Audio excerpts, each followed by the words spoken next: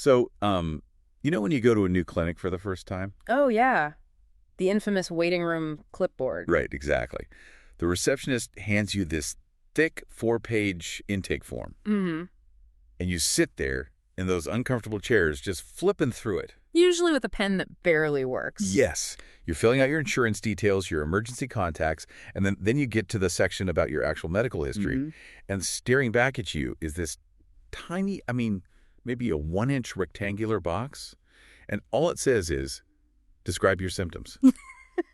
It's almost comical how small it is. It really is. And you just sit there, your pen hovering over the paper, and you're thinking, how on earth am I supposed to fit the last 3 years of chronic pain and the weird intermittent flare-ups and the anxiety of just not knowing what's wrong into this 1-inch box? I mean, you can't. It is a fundamentally impossible task. Right? The space they provide is literally physically at odds with the reality of your lived experience. So what do? You compromise. Yeah, you just write lower back pain or whatever. Exactly, headaches.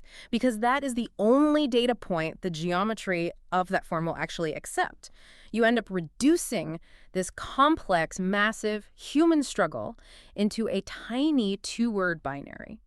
And the really wild thing about that is we do this all day long, not just at the doctor's office. Everywhere. We do it without even questioning it. We are constantly summarizing ourselves. And that invisible pressure, that demand to shrink down, is exactly what we are unpacking in today's deep dive. It's a fascinating topic. It really is. We're going to be using this deeply thought-provoking excerpt from Dr. Jaime Hoerricks. The piece is titled WH Questions and the Cost of Compression, The Politics of the Simple Question. A great title. Right. So the mission for this deep dive is to examine the architecture of those everyday interactions. Why are you constantly pushed to give these fast, narrow answers? And crucially, who actually benefits from you shrinking yourself down? Well, the central premise that Dr. Hoerricks presents is it's quite unsettling when you really look at it. Yeah. The text asks us to consider that the simple questions we encounter in all these bureaucratic environments, the forms, the intake questions, the workplace surveys, that they aren't actually simple at all. They are, and this is the author's precise terminology here, tools of legibility and control. Tools of legibility and control. Let's really break down the mechanics of that because, well, let's start with the title itself, The Cost of Compression. The text specifically calls out WH questions, who, what, where, when, and why. The basics. Yeah, exactly. The basic tools of inquiry we all learn in grade school. But Hoerricks pairs them with this idea of compression. And the way I conceptualize this, tell me if this makes sense. Sure. It's like trying to pack for a 2-week international flight, right? But you're forced to use only a tiny, rigid, regulation-sized carry-on bag. Oh, that's a great way to picture it. Like, you have this massive, complicated life experience, but you're forced to literally sit on the suitcase, break the zipper, and leave all these essential things behind just to get this bag to fit through the security scanner of an everyday conversation. That analogy gets right to the heart of the mechanism, actually. Because the security scanner, it doesn't care about the sentimental value of the sweater you had to leave on your bed. Right, it doesn't care. And it certainly doesn't care if you're going to freeze when you arrive at your destination. It only cares that the physical dimensions of the bag comply with the conveyor belt. Exactly, just follow the rules. And Dr. Hoerricks points explicitly to the institutions that operate as those security scanners. We're talking about schools, clinics, diagnostic centers, workplaces. Everywhere we spend our time. Yeah. These environments dictate the dimensions of the conveyor belt. They require answers that are fast, narrow, and entirely stripped of context. Okay, I do want to push back on one thing, though, just a little bit. Go for it. I want to look at the use of the word control here. Because I completely understand the frustration of the 1-inch box at the clinic. But if I put myself in the shoes of, say, a hospital administrator or like a middle manager at a company, Right. I have to ask, aren't simple questions just a mathematical necessity for efficiency? If a doctor has 35 patients to see in an 8-hour shift. Which happens all the time. Exactly. Or a manager is overseeing a department of 50 people. They genuinely need a quick, standardized answer just to triage their workload. You're not wrong about the reality of their workload. Like if every single patient gave a 20-minute, highly nuanced monologue about their back pain, the entire healthcare system would just grind to an absolute halt, wouldn't it? So is it really this sinister mechanism of control, or is it just the only practical way to manage massive populations of people? See, That is the crucial tension the text explores, and your pushback highlights exactly why this system is so difficult to critique in the first place. Because efficiency is basically treated like a virtue. Exactly. Efficiency is always the justification. Always. But the text argues that we have to look at the mechanics of what that efficiency actually achieves. And more importantly, who it serves. Okay. This is where Dr. Hoerricks uses that term, legibility. In a bureaucratic sense, making a population legible means standardizing them so they can be read by a centralized system from a distance. Read by a system. So, it's less about a doctor reading my actual handwriting on the form. Right. And more about a database reading my existence. Precisely. Think about a standard workplace performance review. Oh, the worst. Right. A manager asks you to rate your entire year on a scale of 1 to 5. Yeah, drop-down menu. That is a WH question stripped to its absolute bare minimum. Now, think about the complex reality of your year. The project that failed because a totally different department missed a deadline. Yeah. Or the extra hours you put in mentoring a junior colleague off the books. Or the creative burnout you navigated. None of that is legible to the HR software. No, the software doesn't care about the context. The software can only read a 3 or a 4, so the efficiency serves the institution's ability to chart productivity on a neat little graph. It allows the system to function smoothly, but the individual is the one who pays that cost of compression. Wow. Because I have to amputate the reality of my daily labor just to make it fit their spreadsheet. You do. So the friction, I feel, it isn't a bug in the system, it's the core feature. It is the feature, yeah. The system doesn't want the messy context because processing nuance requires time, empathy, and resources, and all of those things are expensive. Standardized data is cheap? Exactly. Cheap and easy to manage. And that translation of human nuance into cheap data is where the control actually happens. How so? Because when you are reduced to a number or a symptom code, you are easily managed. You're easily categorized and, if necessary, easily dismissed. You lose your narrative agency. The institution controls the parameters of the entire conversation. They ask the narrow question, they provide the narrow box, and they dictate the metric of your answer. You got it. Okay, so if we accept that institutions are structurally designed to force this compression, I feel like it begs this massive psychological question. Which is? Why do we always blame ourselves? Oh, absolutely. Like, why do we consistently blame ourselves when we fail to fit into those tiny boxes? Yeah. This actually transitions perfectly into what I found to be the most compelling shift in the text. Inward shift. Yeah. Hoerricks moves from describing the external mechanism of the bureaucracy to the internal psychological fallout of having to navigate it every day. And to really understand that psychological shift, we have to look at a bit of meta-context that Dr. Hoerricks provides right in the introduction. Right, about the series of essays. Yeah. The author frames this specific essay as a departure from previous works in a broader series. While the earlier essays were described as intimate, somatic, or quietly diagnostic, meaning they were focused inward on the body and very personal experiences, this piece intentionally, quote, turns the lamp outward. Turns the lamp outward. I mean, the imagery there is just so striking. It really is. It implies you've been sitting in a dark room this whole time, assuming the things you keep bumping into are just your own clumsiness. Yeah. And then you turn on the light and realize, wait, someone deliberately placed an obstacle course in my living room. And that realization produces a very specific visceral reaction. Dr. Hoerricks terms this the colder jolt. Colder jolt. Yeah, the author explicitly contrasts this with the ache of recognition. Okay, what's the difference? Well, when you read a memoir or a poem that perfectly captures a private grief you've experienced, you feel that ache of recognition. It's a warm, connective feeling, right? Like someone finally understands. Exactly. It tells you that you are not alone in your personal experience. But the colder jolt is entirely different. It is the sudden, chilling realization that a struggle you deeply believed was your own personal failing is actually the result of a deliberate structural design. Wow. I want you, the listener, to really think about that for a second. Think about a time you sat at your desk staring at one of those complicated bureaucratic forms. Or maybe it was a self-evaluation for work. We've all been there. And you're struggling to summarize yourself.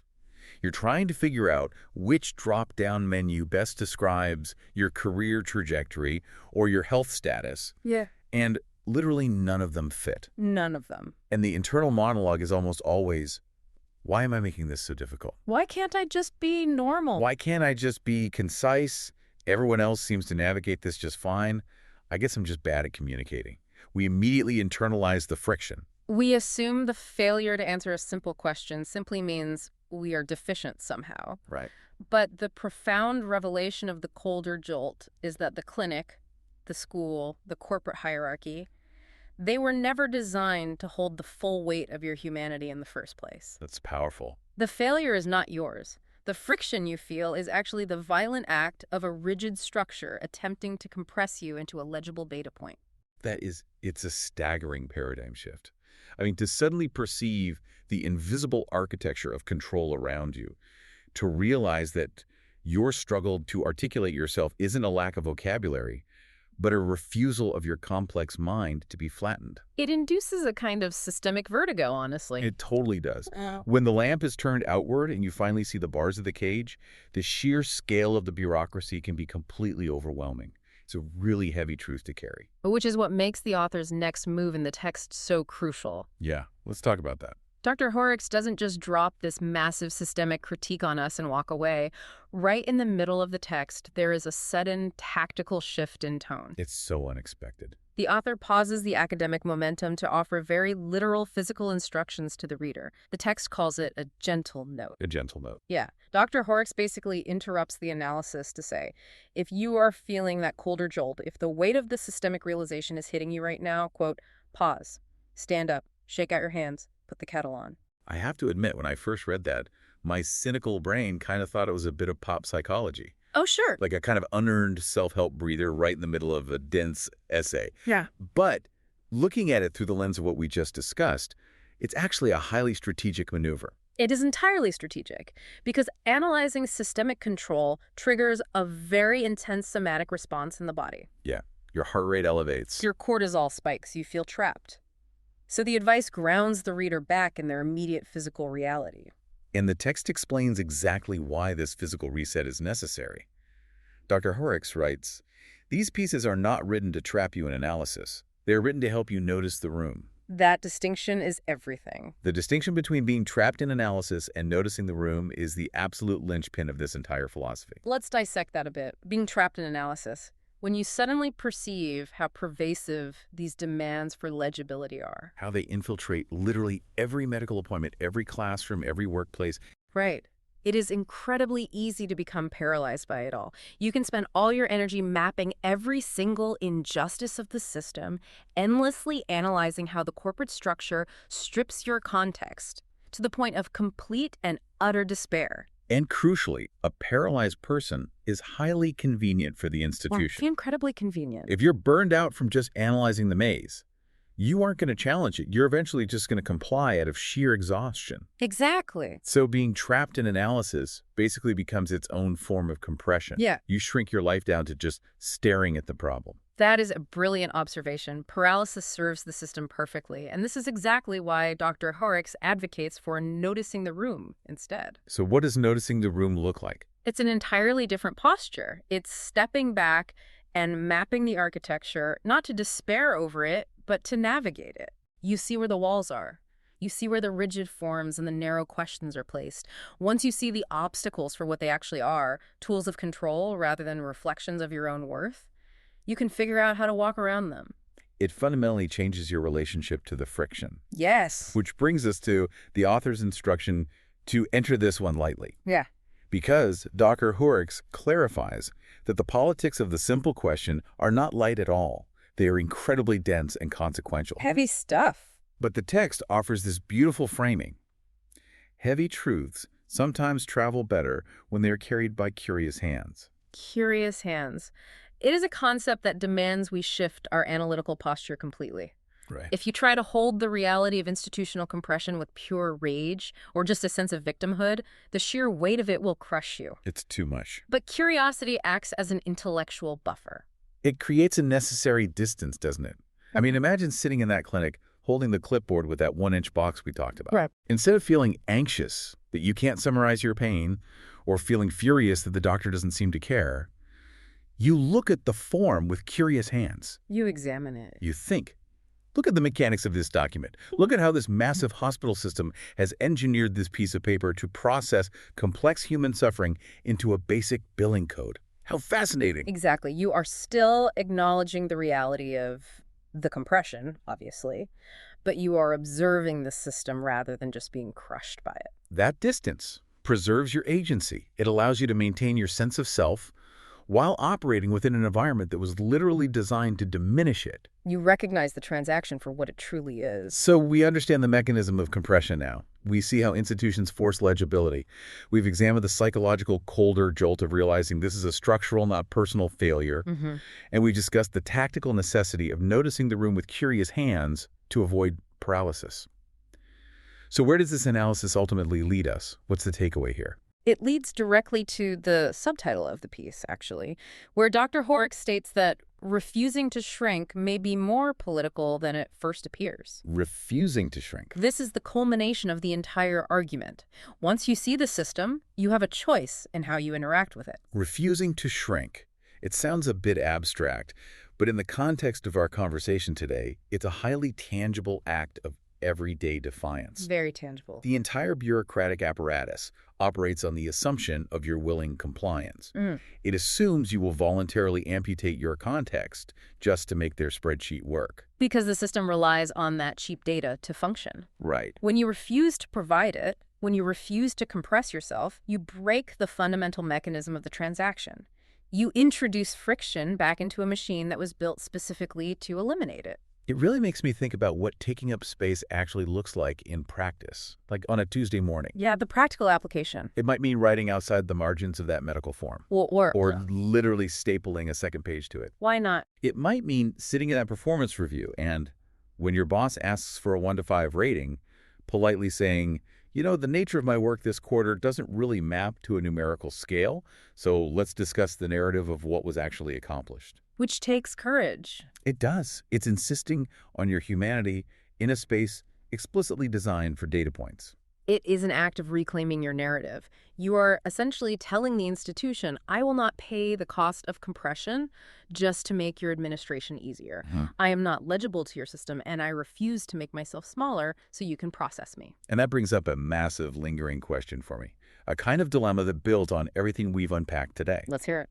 If the modern world, you know, our healthcare networks, Yeah. our massive educational infrastructures, our global supply chains, if all of that relies entirely on this cheap, standardized data to function, Right. what happens if a critical mass of people simply stops compressing themselves? Oh, wow. If we all refuse to shrink, if we all insist on bringing the full, messy, unlegible context of our lives into every single institutional interaction, does the system eventually evolve to accommodate our complex humanity? Or does it break? Exactly. Or does the modern world completely collapse under the weight of having to actually process us as human beings? And if it is the latter, are we truly prepared for the friction of a decompressed reality? That is the ultimate tension, isn't it? The architecture of control is so deeply entrenched, and dismantling it would require an enormous tolerance for inefficiency. It's a question that challenges the very foundation of how our society is organized. So as you go about your week, whether you're filling out a digital intake form, answering a quick survey, or sitting in some fluorescent-lit office for an evaluation, pay attention to the geometry of the questions you're being asked. Notice the invisible architecture of the room. And ask yourself, what is the cost of my legibility today?